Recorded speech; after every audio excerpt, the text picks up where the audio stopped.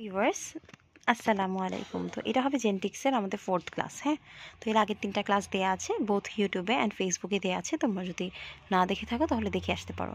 তো এটা নিয়ে আসলে অনেকেরই কনফিউশন ছিল, তো এখন আমি এটা বলি। তো আজকে আমরা পড়বো স্যালভেজ পাথওয়ে, গাউট অ্যান্ড হচ্ছে ডিএনএটাও পড়ে ফেলবো। তো আসলে এখানে বলছে salvage pathway of purine metabolism. তো এটা কি? The free purine are found by catabolism of cellular or titrated nucleic acid without being degraded. অর্থাৎ আমাদের যে ফ্রি পিউরিনটা থাকে তারা কিসের মাধ্যমে তৈরি হয়? ক্যাটাবলিজম। ক্যাটাবলিজম অর্থাৎ কোনো কিছু ভেঙে অ্যানাবলিজম মানে হচ্ছে তৈরি হওয়া। তাহলে ক্যাটাবলিজম অর্থাৎ এটা ভেঙে ফেলার মাধ্যমে। তো এখানে কি ভেঙে ফেলছে? আমাদের সেলুলার যে নিউক্লিক অ্যাসিড আছে ওগুলো, অথবা ডায়েটারি নিউক্লিক অ্যাসিড। সেলুলার মধ্যে আমাদের সেলের মধ্যে যেসব নিউক্লিক অ্যাসিড থাকে ওগুলা, আর ডায়েটারি নিউক্লিক অ্যাসিড বলতে ধরো আমরা যে খাবার খাচ্ছি না, সোর্সের মাধ্যমে, খাবারের বিভিন্ন সোর্সের মাধ্যমে যেসব নিউক্লিক অ্যাসিড তৈরি হচ্ছে ওগুলা। তো ওগুলাকে হচ্ছে একদম মানে একেবারেই কোনো ধরনের ভেঙে ফেলা ছাড়া বা একেবারে ডিগ্রেডেশন হওয়া ছাড়া আমরা হচ্ছে এই পিউরিনটা পাচ্ছি। ঠিক আছে, তাহলে পিউরিনটা কিভাবে ফর্ম হচ্ছে? By catabolism of cellular or dietary nucleic acid. ঠিক আছে, আচ্ছা তারপর কি বলছে? They are usually used by the body after conversion into their corresponding nucleotide. তো এই যে আমাদের পিউরিনটা যখন তাদের কোরেসপন্ডিং নিউক্লিওটাইডে তারা কনভার্ট হয়ে যায়, তারপরেই কিন্তু দেখা যায় তারা পরবর্তীতে আবার হচ্ছে আর কি রিইউজ হচ্ছে। ঠিক আছে, তাহলে তারা বডির মাধ্যমে কিভাবে রিইউজ হচ্ছে? After conversion into the corresponding nucleotide, মানে তারা তাদের কোরেসপন্ডিং নিউক্লিওটাইডের মধ্যে তারা একদম কনভার্ট হয়ে যাচ্ছে। এবার কি বলেছে? যে এই প্রসেসটাকে বলা হচ্ছে salvage pathway for purine. Salvage বলতে কাইন্ড অফ এটা সেভ, মানে পিউরিনটাকে বাঁচানো বোঝাইতেছে। হ্যাঁ, স্যালভেজ অর্থাৎ কোনো কিছু সেভ করা। তো আমরা হচ্ছে এখানে স্যালভেজ মানে পিউরিনটাকে আমরা কীভাবে সেভ করতেছি বা পিউরিনটা কীভাবে কাজ করতেছে, মেনলি ওইটাই বুঝাইছে। তো এই হচ্ছে আমাদের স্যালভেজ পাথওয়ে সংখ্যাটা অনেক ইজি।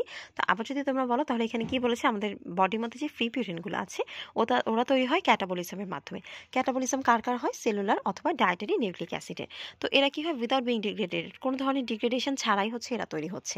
আর এরা ইউজুয়ালি রিউজড হচ্ছে বডির মধ্যে after conversion into the corresponding nucleotide. এরা বডির মধ্যে আবার কমে যাচ্ছে কিসের মাধ্যমে, বা তৈরি হচ্ছে কিসের মাধ্যমে? পুনরায় এটা তৈরি হচ্ছে আমাদের কনভার্সনের মাধ্যমে। ঠিক আছে, তো এই যে আমাদের বডির যে কোরেসপন্ডিং নিউক্লিওটাইডগুলো আছে আমরা কিন্তু পার্ট 1-2-তে পড়ে এসেছি।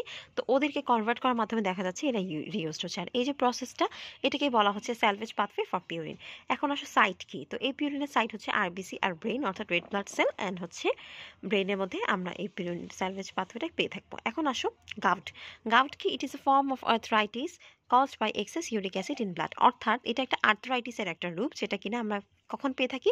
যখন ব্লাডের মধ্যে ইউরিক অ্যাসিডটা অতিরিক্ত পরিমাণে হয়ে যায়, তখন আমরা পেয়ে থাকি। হ্যাঁ, এখন তুমি আমাকে বলো ব্লাডের মধ্যে ইউরিক অ্যাসিডটা অতিরিক্ত কখন থাকবে? ইউরিক অ্যাসিডটা আমরা নর্মালি জানি যে ইউরিনের মাধ্যমে চলে যায়, তাই না? কিন্তু কোনো কারণে ধরো যে আমাদের ইউরিনারি ট্র্যাক্টে পর্যাপ্ত পরিমাণে ইউরিক অ্যাসিড যাচ্ছে না, এটা থেকে যাচ্ছে, তখনই কিন্তু এটা আমাদের ব্লাডে থেকে যাবে। তারপরে আসলে এখানে কি বলছে? The symptoms of gout are due to formation of uric acid and crystal in the joint.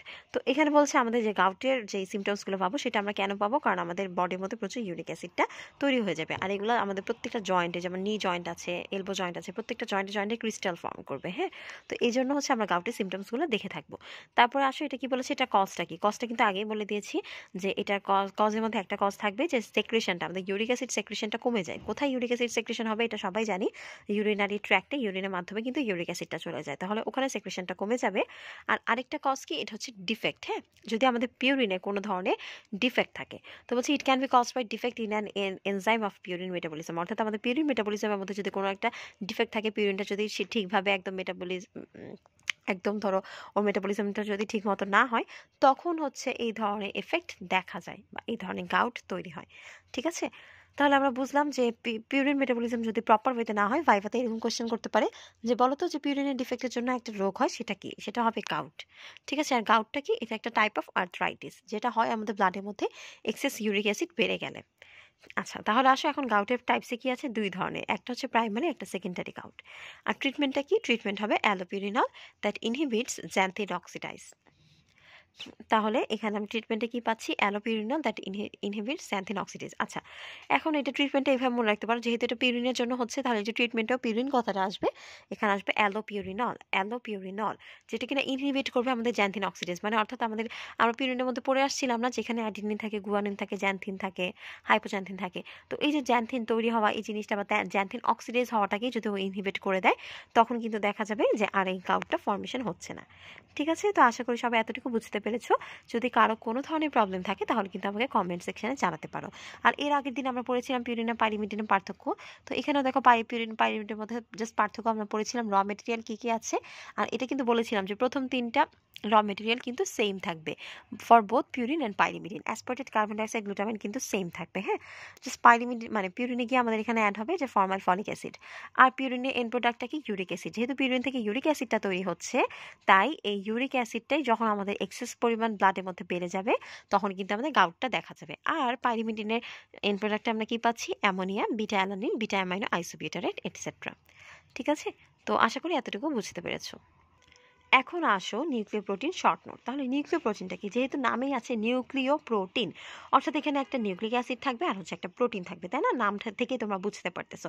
তাহলে কি বলেছে? দে আর কনজুগেটেড প্রোটিন। কনজুগেটেড মানে কি? যেটা লেগে থাকে, কনজুগেটেড। আর অনকনজুগেটেড মানে যেটা লেগে থাকে না। তো বলেছে these are conjugated protein that contain nucleic acid and basic protein. যার মধ্যে কিনা নিউক্লিক অ্যাসিড থাকবে আর কিছু বেসিক প্রোটিন থাকবে। তাহলে এই দুইটা মিলে হবে নিউক্লিয় প্রোটিন। এক্সাম্পলে কি আছে? হিস্টোন, নন হিস্টোন এটসেট্রা। হিস্টোনের এক্সাম্পলের মধ্যে আছে histone 1, histone 2A, histone 2B and histone 4। ঠিক আছে, তো এটাকে এইভাবে মনে রাখতে পারো H1 2 আর 4 হবে, 3 হবে না। 2 এর মধ্যে আবার দুইটা 2A আর 2B, এভাবে মনে রাখতে পারো। তাহলে মনে রাখো H1 2 4, 2 এর মধ্যে দুইটা 2A আর 2B। এবার আসো ফিচার্স অফ হিস্টোনে কি কি আছে। এখানে ফিচার্স মানে হিস্টোনে কি কি ফিচার আছে প্রথমে মনে রাখবো যে এটা মলিকুলার ওয়েটটা অনেক কম থাকে। ঠিক আছে, এটা লো মলিকুলার ওয়েট থাকে আর এরা হচ্ছে স্ট্রংলি ক্যাটায়নিক হবে। ক্যাটায়ন মানে কি? মানে হচ্ছে ওরা প্লাস আয়ন থাকবে ওদের। ঠিক আছে, প্লাস আয়ন আমরা পড়েছিলাম না? যেমন ধরো সোডিয়াম প্লাস, ক্লোরিন মাইনাস। এই যে সোডিয়াম প্লাস এটাকে আমরা বলছি ক্যাটায়নিক, আর ক্লোরিন মাইনাস এটাকে বলছি অ্যানায়ন। ওকে, এখন আসো তো কি বলছে? They R basic protein contain. এখানে কিছু বেসিক প্রোটিন থাকে। এরা কি কন্টেইন করে? Lysine, arginine, histidine etcetera. তো এটা কতটুকু? এটা হচ্ছে 20 থেকে 30%। এরপর কি বলেছে? Due to positive charge they have strong affinity to associate with the negatively charged nucleic acid. তো বলছে পজিটিভ চার্জের জন্য তাদের একটা স্ট্রং অ্যাফিনিটি আছে কিসের প্রতি? যাতে তারা অ্যাসোসিয়েট করতে পারে নেগেটিভ চার্জ নিউক্লিক অ্যাসিড। যেহেতু আমরা জানি যে নিউক্লিয় প্রোটিনটা কিন্তু একটা আরেকটার সাথে কানেক্টেড থাকে। আর এটা কিভাবে কানেক্ট থাকবে? ওদের একটা অ্যাফিনিটি দরকার না বলো, ওদের একটা আকর্ষণ দরকার। তো এই আকর্ষণটা কিসের মাধ্যমে হয়? যেহেতু আমাদের নিউক্লিয় প্রোটিনটা প্লাস চার্জের হয়, অর্থাৎ ক্যাটায়নিক হয়, তো ওইটা একটা কাকে অ্যাট্রাক্ট করবে? মাইনাস চার্জওয়ালা জিনিসকে অ্যাট্রাক্ট করবে। এখন আমাদের নিউক্লিক অ্যাসিড যেগুলো আছে মাইনাস চার্জওয়ালা, ওদেরকেও অ্যাট্রাক্ট করবে, করে ওদের সাথে একটা কনজুগেটেড প্রোটিন তৈরি করবে। আর এটাকেই আমরা বলেছি নিউক্লিয় প্রোটিন। ঠিক আছে, তো নিউক্লিয় প্রোটিনের মধ্যে একটা টাইপসের মধ্যে আছে হিস্টোন। তো হিস্টোনের ফিচার্সই আমরা এখানে পড়েছি। এবার আসো হিস্টোনের ফাংশনটা কি। ওটা হচ্ছে ডিএনএ অর্গানাইজেশন করে অ্যান্ড প্যাকেজিং করে। মানে প্রথমে ডিএনএটাকে ঠিকমতো অর্গানাইজ করতেছে যে প্রপারলি ডিএনএটা আছে কিনা, তারপর এটাকে প্যাকেজিং করতেছে। এখন ধর ডিএনএ অর্গানাইজ হয়ে গেল, প্যাকেট করা হয়ে গেল। হ্যাঁ, প্যাকেজিং শেষ। এখন তুমি কি করবা? ডিএনএটাকে স্টেবিলাইজ করবা যাতে ও ডিএনএ স্ট্রাকচার একদম ভালোভাবে বসে যায়। তারপর আমরা কি করতেছি? Stabilisation of DNA structure. And সবার লাস্টে আমরা করতেছি রেগুলেশন অফ জিন এক্সপ্রেশন, অর্থাৎ আমাদের জিন এক্সপ্রেশনটা যাতে ভালোভাবে রেগুলেট হয় সেটা দেখছি। ঠিক আছে, তো এই ছিল আমাদের ভিডিও। আশা করি সবাই বুঝতে পেরেছো। সবাই ভালো থাকবে। আল্লাহ হাফিজ।